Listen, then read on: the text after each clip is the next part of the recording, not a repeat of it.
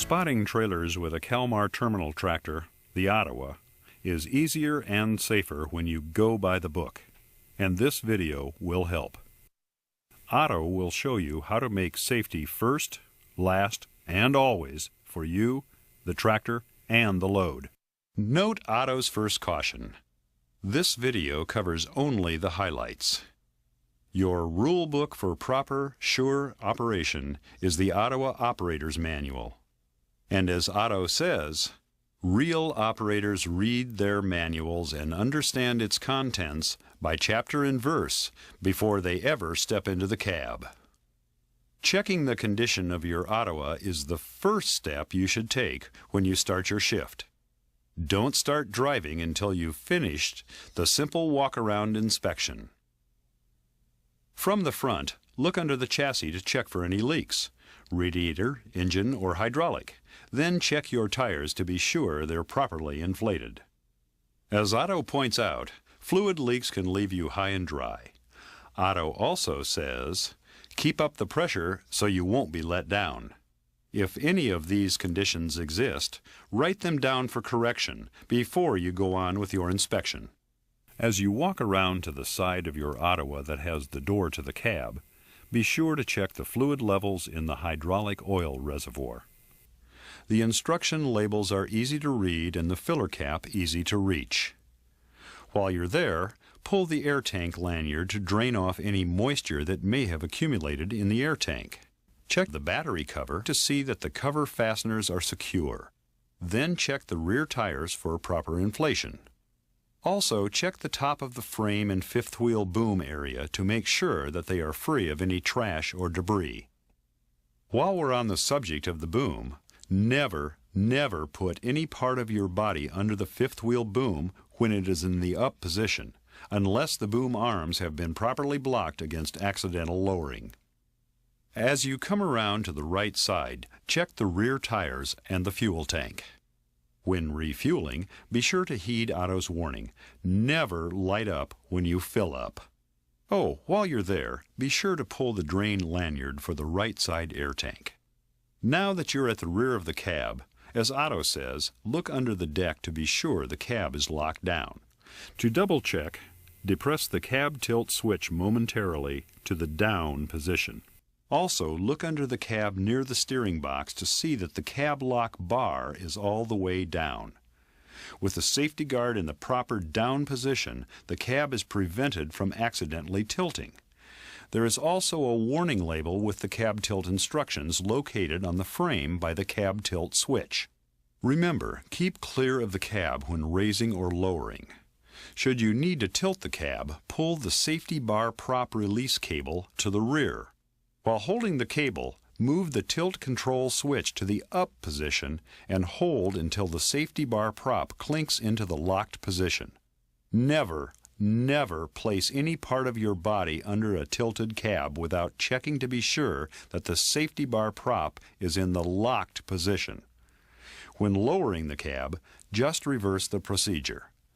Note that the safety bar prop has a release lanyard which must be pulled prior to lowering the cab. When the walk-around is complete, it's time to climb up and clean up. What you can't see can hurt you. So clean the windshield, the windows, make sure your mirrors are properly directed, and while you're out on the deck, lift the engine cover and pull the dipstick to check your oil. And check the sight glass on the radiator for proper coolant level. Don't forget Otto's warning about coolant checks. It's a high-pressure system, so never remove the radiator cap if the engine is hot. When all of the inspections have been completed, it's time to get into the cab and start the engine. But first, check the floor and all around for any trash or loose items that could be a hazard. Sweep them out or stow them away. A clean cab is a safer cab. Before turning the ignition switch, make sure that the parking brake is set and the transmission shift selector is in neutral. Turn the ignition switch to the on position and check the wait to start light.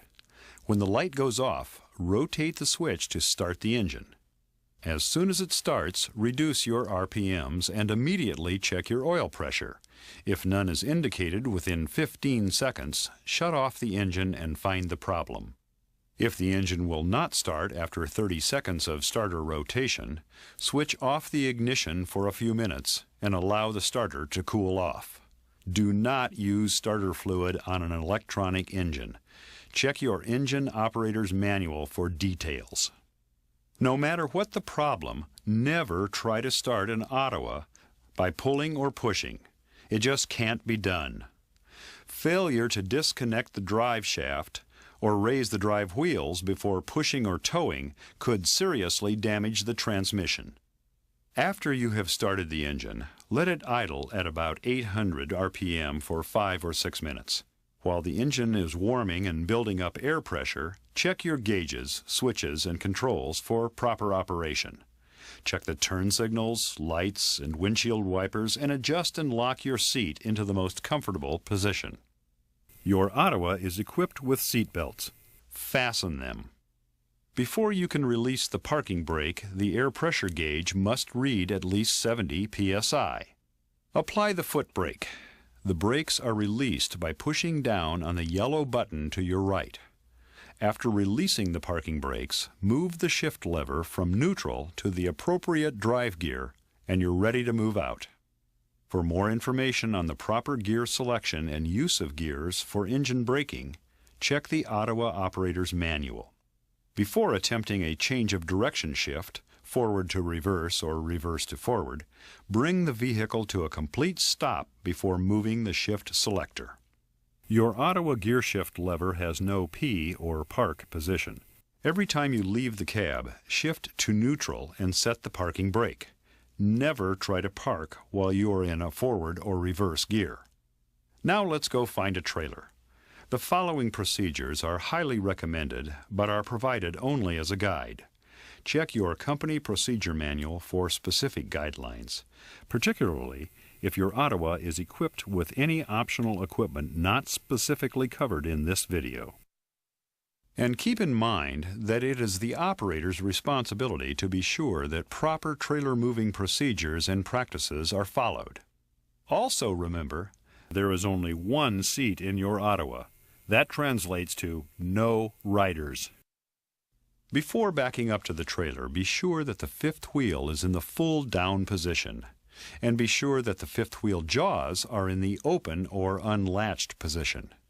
Depress the unlatch palm button just to make sure.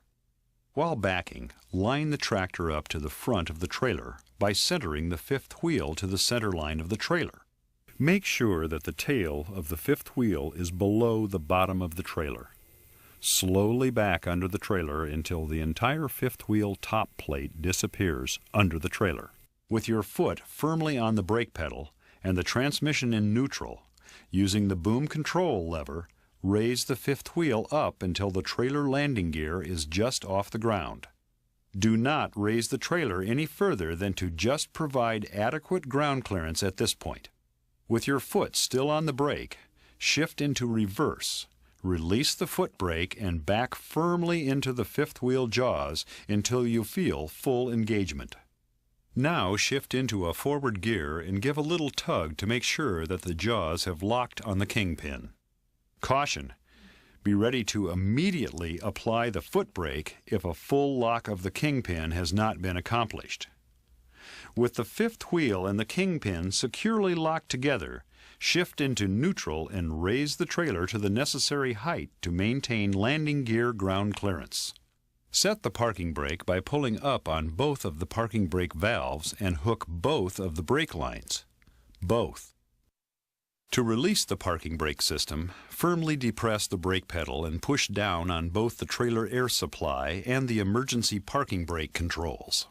Shift the transmission selector into the proper gear and double-check the brakes by depressing the brake pedal after moving a foot or so. Now we are ready to spot the trailer. With the trailer moved to the right location, stop, shift to neutral, and apply only the trailer brake. This will allow the Ottawa to move gradually as the trailer is lowered. Using the fifth wheel boom control, lower the trailer until the landing gear makes firm ground contact. Set the tractor emergency parking brake control. Then disconnect and store the brake lines. Now release the tractor emergency parking brake control, then depress and hold down the fifth wheel unlatch control as you slowly ease away from the trailer.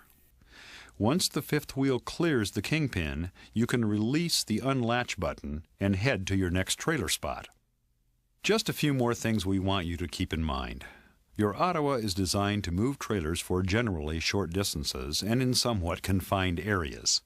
It is not designed to operate the same as a road tractor and shouldn't be driven like one. When hauling a trailer in the yard, speeds should not exceed 15 miles per hour.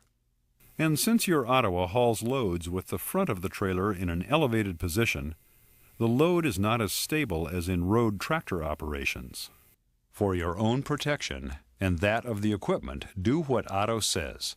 No fancy maneuvering when hauling an elevated trailer, and no fast turns or jackrabbit starts.